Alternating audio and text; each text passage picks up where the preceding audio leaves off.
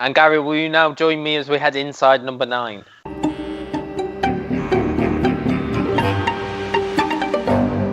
I shall indeed. I'm glad you watched this, actually, because me and Luke were saying we weren't sure if you would. Well, I did watch the whole of the last series. Oh, did you? I did go, but I did watch it, and not at the time it was on. No, I recorded them and watched them on my PVR. But I mean, and I know that the earlier series are now on only on for Netflix. A bit. Oh, they're on Netflix. Yeah, they're on the I think they're on Netflix. I do enjoy them. This was called Zanzibar, and it's on the 9th floor of the Zanzibar Hotel. This was, reading an interview with Reece Shearsmith, this was their attempt to do a full-out farce. Doors opened and closed, there was mistaken identity, there was, lewd behaviour. There was a dirty old woman, there was a guy who was trying to commit suicide, there was a prostitute, there was a hypnotist. It was all a bit, all over the place. This was, I think, slightly based on A Comedy of Errors, the Shakespeare play, which I don't personally know. They wrote it in iambic pentameter, and a lot of it was rhymed. Now, iambic pentameter, for those that don't know, is that 4-5-5-4? I think so. Yeah, I know this my English literature A level is coming into use here. We'll do haikus. It's like da-dum, da-dum, da-dum, da-dum, isn't it? Yeah, it has a rhythm to its speech, which worked well in this comedy farce type way because it allowed all the characters to speak to camera and to other people, and it all kind of flow very nicely. It's described as like the da-dum of a human heartbeat. So it's an unstressed syllable followed by a stressed syllable. I'm sorry, sir, but may I trouble you? There is a strange man in my room. Which room? He's one of these, but which I cannot say. Things fall out of my head so quick these days. Did you not see the sign upon my door? Do not disturb me, please. I do implore. Sir, he's got me all a quiver. And here he comes. He means me harm. Mother, I'm so sorry. She wanders off a lot. Come back to bed. You're missing Emmerdale. Is this your son? I don't know. Yes, I am. She knows me not. It's such a sorry tale. She took a tumble nipping into boots. This was in August. 1953. She hit her head and now her memory's gone. My memory's fine. For them days, not for these. She's like a goldfish that you win at fair. You mean she's going to die within a week? No. She swims about, but nothing is retained.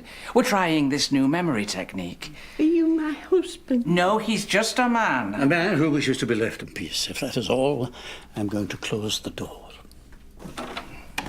I met him once on Coronation Street. Oh, mother. Technical aside, it was very sort of broad comedy. Some of it was very near the bone. Or near some other parts of the anatomy. Indeed, yes. I've spoken to Luke about it, and he's not a big fan when Inside Number 9 does this broad stuff with a lot of famous faces in it, because there was a lot. Rory Kinnear playing 2 roles, Bill Patterson, Marsha Warren, Kevin Eldon, Tanya Franks, Helen Monks from Red yes, Kevin Eldon was the hypnotist, wasn't he? Yeah, he wasn't in it that much. I mean, I liked it.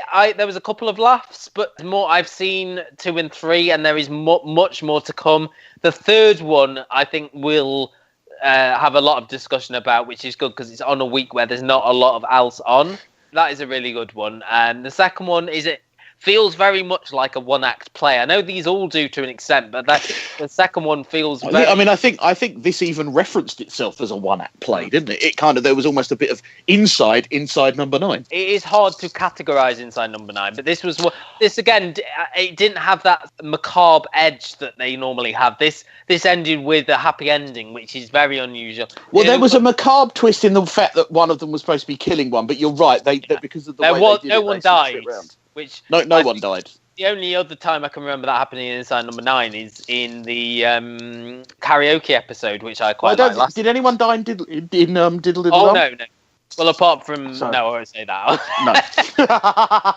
It was affected by a death was hanging in the air, I suppose. Yes, you're right. Yes, the death was there. Again, nice link to what he was trying to do there, hanging in the air. Nice. Okay, I think the one thing that I would say is that I think this kind of standalone episode, they go back to the kind of 50s and 60s television where you had things like Tales of the Unexpected and The Twilight Zone. Shows that are in a series but are completely unconnected. Well, I know Inside 9 is a bit different because, of course, they all have the link through 9. A compendium series is what they were. Yeah, I do think they kind of kicked off a genre I'm not sure if they were before Black Mirror. I'm not sure. Black Mirror and the Electric Dream series is a lot more about technology and how technology affects.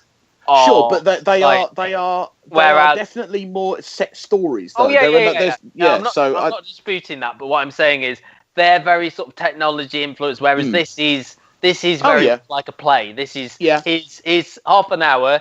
You're right. You couldn't Inside a number 9, different genres every week. Whereas you could say that Black Mirror. You couldn't put Black Mirror on the stage. You could have put Inside Number 9 on the stage. You are right. And you could say both of those fit into the sci-fi thing, whereas you couldn't say that about Inside Number 9. It's sort of genreless, I would say. Yeah. But it defies genre, whereas you could say Black Mirror is a sci-fi, you could say Electric Dreams is a sci-fi. I do believe that you two have converted me that this is appointment television.